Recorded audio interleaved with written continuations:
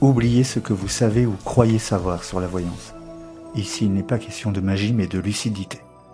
Vision ouvre un regard neuf sur ce que l'on appelle la réalité. Suite au précédent épisode, intitulé « Comment sont les visions, comment je vois ?», beaucoup d'emails ont été reçus, beaucoup d'emails d'encouragement, et je vous en remercie, et également des emails avec des interrogations.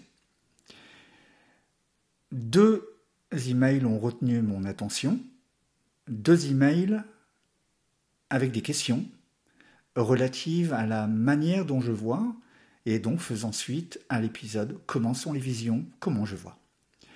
Le premier mail est celui de Viviane, une cliente que je connais depuis longtemps, qui me pose 3-4 questions. Le second, un email avec à peu près 4 questions de Nadège, que je connais très bien. Et donc je répondrai à ces interrogations au cours de ce présent épisode. J'espère y répondre mieux, simplement, dans un format libre, détendu, décontracté. Je citerai simplement les interrogations et j'y répondrai librement sans avoir préalablement rédigé quoi que ce soit. Donc, commençons par Viviane. Donc, Viviane m'écrit « Bonjour David. C'est parfaitement intéressant et très parlant, le voyage spatio-temporel. Surtout que ça joue dans les 2 sens, et dans le passé et dans le futur, si j'ai bien compris le principe. » Donc, oui, Viviane, les perceptions se déclenchent à n'importe quel moment dans ma vie de tous les jours, et ces perceptions peuvent être relatives au passé, au futur, mais également au présent. Je peux avoir des perceptions liées à une actualité, à ce qui se passe dans la vie, la personne que j'ai en face de moi, à des événements qu'elle ne connaît peut-être pas elle-même à l'instant T. Donc effectivement, les perceptions peuvent se déclencher avec n'importe qui, à n'importe quel moment, et elles peuvent être rattachées effectivement au passé, au futur, au présent. Je peux par exemple me promener dans la rue, croiser une personne, et avoir immédiatement des perceptions visuelles, je dis bien visuelles, d'un cœur défaillant, sachant dans le même temps, donc sous la forme d'une perception s'imposant à moi sous forme de connaissance directe, je sais que la personne a déjà une fragilité cardiovasculaire et risque probablement, malheureusement, d'avoir un petit accident, un petit infarctus, quelque chose comme ça. Je peux aussi tout simplement me promener dans un musée, que ce soit au Louvre ou ailleurs, et avoir des perceptions liées à un passé extrêmement lointain sur l'objet que je peux regarder. Ce qui est très très étonnant, c'est que je n'ai pas besoin, c'est ça qui est vraiment assez étrange, je n'ai pas besoin, je dirais que l'objet que je regarde soit forcément authentique. Une copie peut déclencher également des perceptions. Alors pourquoi, comment, je n'en ai aucune idée. Maintenant, il est évident qu'un objet authentique, ancien, déclenche tout de même des perceptions beaucoup plus fortes, beaucoup plus nettes, des perceptions visuelles ou d'autre ordre. J'en parle dans l'épisode précédent. Autre question de Viviane. La notion de temps est difficile à appréhender comme vous l'avez illustré dans le podcast et comme on l'avait vu pour moi avec un déménagement très particulier que vous m'aviez indiqué plus de 20 ans avant. Donc je viens de citer Viviane et je me dois d'expliquer une toute petite chose. Effectivement, lors d'une consultation très très ancienne, donc qui date maintenant, j'avais évoqué un déménagement à Viviane. Et je ne me souviens plus des détails, mais je sais que j'avais eu des perceptions assez précises liées à ce déménagement. Et ça s'est vérifié donc des années après. C'est d'ailleurs pour ça que quelquefois, je peux avoir des perceptions, le temps passe, l'on pense que j'ai fait une erreur, à juste titre, c'est tout à fait normal de le penser, et en fait non, les prédictions se vérifient, les perceptions se vérifient, à plus ou moins long terme. Quelquefois, ça peut être effectivement très long, et je ne contrôle pas vraiment cette notion de temps. Je décris ce qui va se passer dans le futur, par exemple lors d'une consultation, mais sans notion de temps.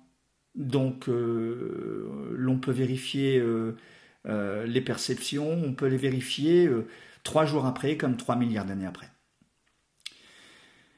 Ensuite, je cite Viviane, « Comme vos différents sens sont très aiguisés, je me demandais si ce n'était pas très perturbant de recevoir toutes ces informations, et si vous aviez la possibilité de vous rendre hermétique, entre guillemets, de temps à autre, pour ne pas recevoir sans arrêt un trop-plein d'informations visuelles, auditives, etc. » Alors, très simplement, c'est toujours perturbant, en ce sens que les perceptions s'imposent. Les perceptions s'imposent de manière assez agressive. Je peux avoir en face de moi quelqu'un que je rencontre pour la première fois, je parle, je discute, j'entame on va dire un dialogue, et je ne m'attends pas du tout à avoir une perception particulière. Et une ou des perceptions peuvent s'imposer à moi, souvent sous forme visuelle, et c'est pour ça que j'ai souvent l'impression qu'elle m'agresse. Elle m'agresse au sens où ça n'est pas une perception que je perçois, on va dire négativement, ça n'est pas quelque chose que je ressens comme étant agressif au sens mauvais du terme, mais c'est une ou des perceptions qui s'imposent, qui m'agressent entre guillemets, tout simplement parce qu'elles s'imposent à moi, elles viennent s'immiscer dans la discussion, elles me perturbent, elles me détournent de ce que je peux dire ou de ce que je peux écouter de la personne qui est en face de moi. C'est en ce sens-là qu'elle m'agresse. Alors c'est perturbant.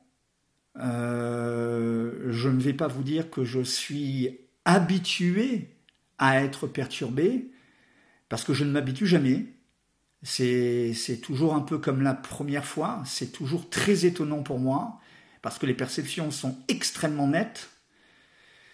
Donc, je ne suis pas habitué, mais disons que lorsque j'ai une perception aujourd'hui, par exemple, bon, disons que c'est pas la première fois. Au fond, j'ai déjà eu ce type de perception. Donc, habitué au sens d'être lassé, pas du tout. Ça n'est pas la première fois que j'ai une perception, mais elle m'étonne toujours comme la première fois. Voilà, dans la nuance, ce que cela donne. Maintenant, est-ce que j'ai la possibilité de me rendre hermétique de temps à autre? Donc, finalement, est-ce que il y a moyen de couper le flux d'informations? Alors, en fait, la manière la plus simple pour moi d'éviter la survenue de ce type de perception, c'est tout simple, c'est d'écouter de la musique. Et c'est pour ça que la plupart du temps, lorsque l'on me croise dans la rue, l'on me voit avec des écouteurs. J'écoute souvent de la musique. Et le fait d'écouter de la musique évite on va dire, d'être agressé, hein, je vais employer ce terme, par des perceptions. Alors, ça n'est pas non plus à 100%, il m'arrive tout de même d'avoir des perceptions en écoutant de la musique, mais c'est beaucoup plus rare. Donc, c'est la manière la plus simple pour moi d'éviter d'avoir ce type de perception. Le fait d'écouter de la musique évite le déclenchement de perception, ou alors lorsque je suis vraiment concentré sur quelque chose qui n'a rien à voir. Je vous donne un exemple. Moi qui aime le jeu d'échecs, lorsque je fais une partie d'échecs, je n'ai pas de perception. Il vaut mieux éviter seulement en pleine partie d'échecs de prendre un peu de repos et de me détendre, parce que ce type de moment de détente peut à nouveau déclencher des perceptions. Mais tant que je reste déclenché sur ma stratégie aux échecs, tant que je reste concentré sur l'échiquier, les perceptions ne se déclenchent pas. À part ce type de cas de figure, donc lorsque je suis très concentré sur quelque chose, ou lorsque j'écoute de la musique, les perceptions sont susceptibles de se déclencher à tout moment, et ça peut concerner n'importe qui ou n'importe quoi. Il suffit par exemple que je me détende le soir en regardant une chaîne de télévision, je peux écouter ce que dit un homme politique et des perceptions peuvent se déclencher par exemple. Alors ce n'est pas systématique, ce n'est pas tout le temps, mais cela arrive. Autre question, toujours de Viviane, je la cite. Est-ce compliqué pour vous de gérer cette notion de temps par rapport au passé, présent, futur? Alors, il faut voir ce que l'on appelle compliqué.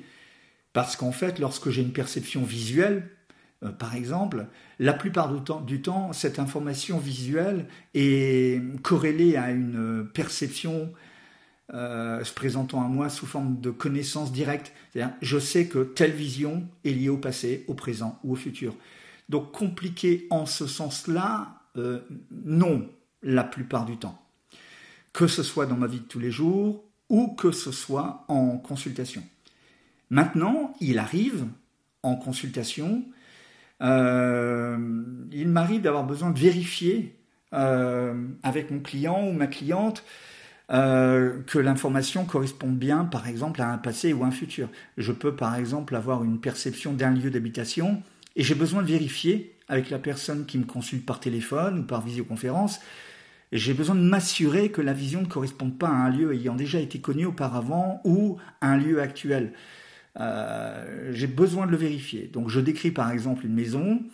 Ça va être par exemple une maison neuve ayant été construite récemment, des baies vitrées, un toit plat, une terrasse avec un revêtement de couleur ocre, tout un tas de détails.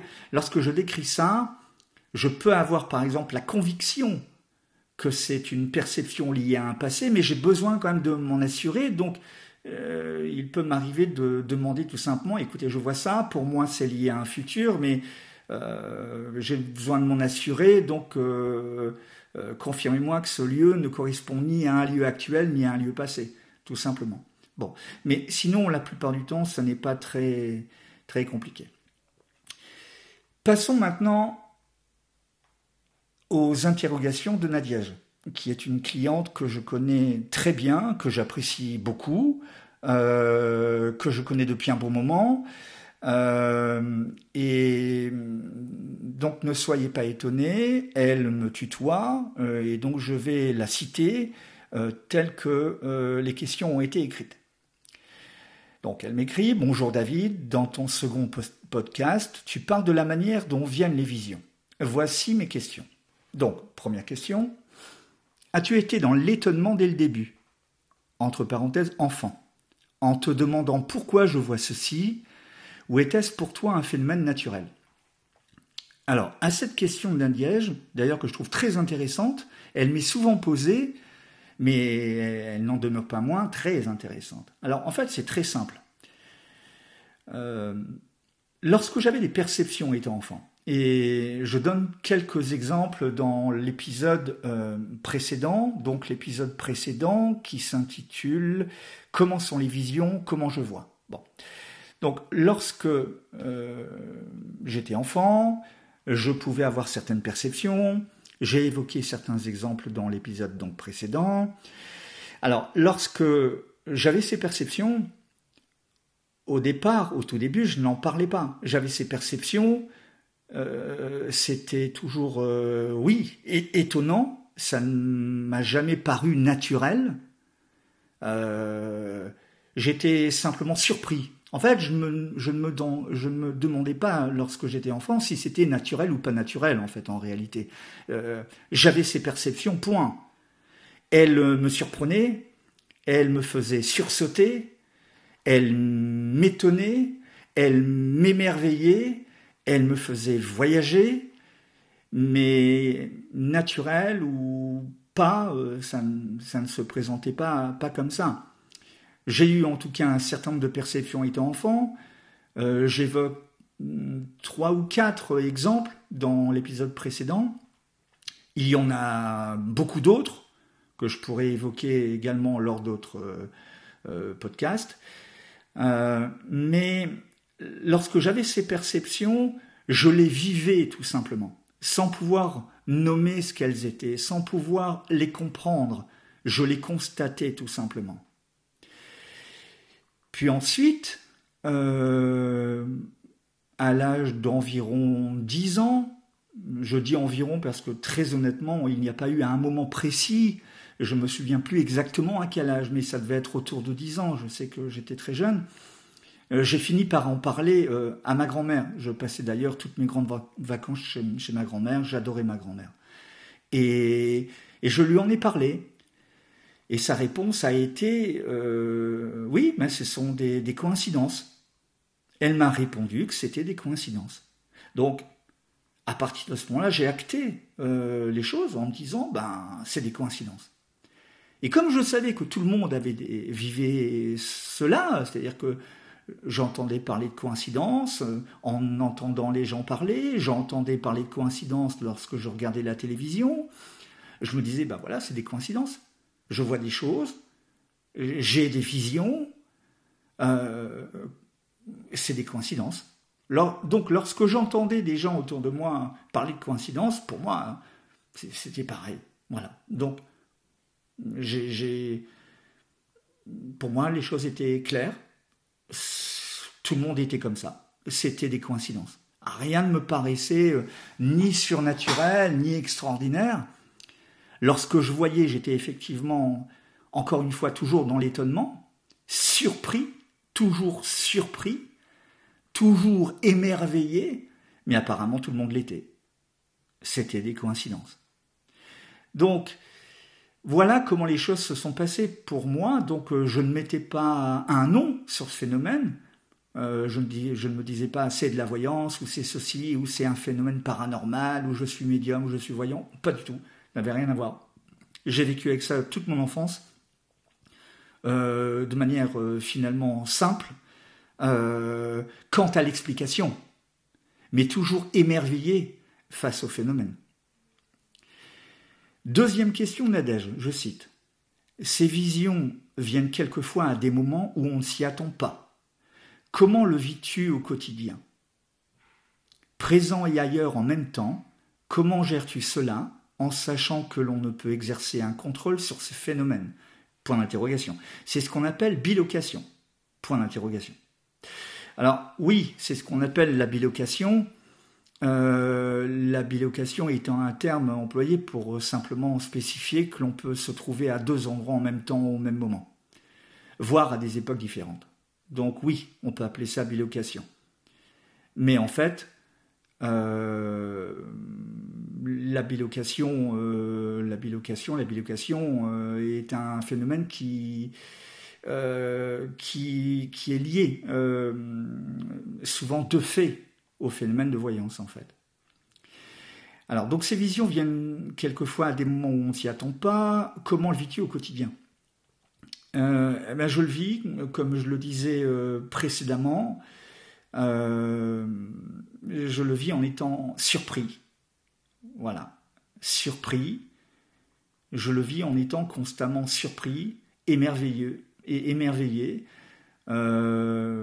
Je ne le vis jamais donc comme quelque chose qui est naturel. C'est pas comme si je disais, j'expliquais les choses à quelqu'un en disant, c'est un peu comme vous, lorsque vous respirez, vous mangez ou vous dormez, c'est naturel. Donc pour moi, c'est naturel également. Je vois de la même manière, tout est naturel. Non, ça ne fait pas ça. C'est pas du tout ça. En fait, je suis constamment émerveillé. En fait, j'ai toujours vu, depuis toujours, et je suis installé professionnellement depuis 35 ans, mais je ne me lasse pas du phénomène en fait. Je suis constamment abasourdi, et le meilleur terme est effectivement celui qui relève de l'émerveillement. Je suis émerveillé, épaté, surpris Je trouve ça magique. Je ne sais pas comment ça fonctionne. Je ne sais pas pourquoi ça existe. Je ne sais pas comment le phénomène se produit. Je le constate et je m'émerveille. Un peu lorsqu'on admire un coucher de soleil, on ne se demande pas pourquoi, comment, pourquoi ceci, pourquoi cela. On regarde, on observe et on s'émerveille. Je ne me lasse absolument pas du phénomène, je suis toujours étonné et toujours émerveillé. Donc, au quotidien, je le vis en étant habitué à être surpris, gentiment agressé, surpris. Je le vis bien. Ça peut être, cela dit, quelquefois perturbant, parce que je n'ai pas toujours envie de voir. La plupart du temps, dans ma vie de tous les jours, je n'ai pas envie de voir. Et les perceptions s'imposent à moi. En ce sens-là, c'est donc perturbant, mais ça n'est pas quelque chose qui est mal vécu. C'est la plupart du temps quelque chose qui est, je dirais, bien vécu. Cela dit, il arrive que ça peut être mal vécu. Pourquoi ? Parce que lorsque je suis susceptible d'avoir des perceptions assez négatives liées à quelqu'un avec lequel je peux discuter, bon, si les perceptions sont négatives, je préférerais ne pas savoir. Donc, quelquefois, je préfère ne pas savoir. Donc, il arrive que ça ne soit pas évident, parce que lorsque j'ai des perceptions relatives à de bonnes nouvelles, j'en suis heureux. Lorsque j'ai des perceptions plutôt négatives, je préférais très honnêtement ne pas savoir et ne rien voir. Autre question, je cite, toujours de Nadiège, peut-être que tu en parleras dans d'autres podcasts, qu'en est-il des stimuli ? Des éléments déclencheurs dans certaines situations. Ils ne sont pas forcément nécessaires, n'est-ce pas ? Alors oui, les stimulations ne sont pas toujours nécessaires. C'est-à-dire, par exemple, je n'ai pas forcément toujours besoin de toucher un objet pour avoir des perceptions. Il me suffit de le regarder. Je peux tout simplement me promener dans la rue sans penser à quoi que ce soit, et des perceptions peuvent se déclencher. Donc il n'y a pas de stimulation particulière. Donc effectivement, je n'ai pas toujours besoin de stimuli, je n'ai pas toujours besoin d'être stimulé par quelque chose. Le besoin de stimulation, en fait, apparaît surtout, non pas dans la vie de tous les jours, mais lors d'entretiens, donc professionnels. Lorsque je fais une consultation, j'ai quand même besoin de stimulation. C'est la raison pour laquelle je demande toujours à ce que l'on m'envoie des photos. Alors ça peut être des photos, ça peut être peut-être des extraits vidéo, des extraits audio, mais souvent c'est surtout des photographies, des documents de tout ordre relatifs aux interrogations. Donc lorsqu'on me consulte, vraiment l'idéal c'est d'envoyer quand même des éléments stimulant mes perceptions. Pourquoi ? Parce que ça me permet de commencer à me préparer avant l'entretien. Et tout ce qui stimule est quand même très intéressant. Ça permet de dynamiser je dirais le flux d'informations. Donc, dans la vie de tous les jours, je n'ai pas forcément besoin de stimuli. En consultation, ça n'est pas indispensable, mais très franchement, c'est quand même toujours préférable parce que il y a une grande différence entre une approche qui consiste à chercher des perceptions dans le cadre d'une consultation et des perceptions qui s'imposent à moi dans la vie de tous les jours. Donc, les sources de stimulation, les éléments en mesure de stimuler mes perceptions, en ce qui concerne les consultations, sont quand même importantes. En revanche, Si par stimuli, on entend l'utilisation d'un art divinatoire, donc les arts divinatoires n'ont rien à voir avec la voyance, je le dis souvent. Donc ça peut être les tarots, les cartes, les pendules, les runes, bref, tout ce que vous voulez, tout ce qui n'est pas de la voyance. Bon, ça, j'en ai pas besoin parce que ça me stimule pas du tout. Mais pire que ça m'induirait en erreur.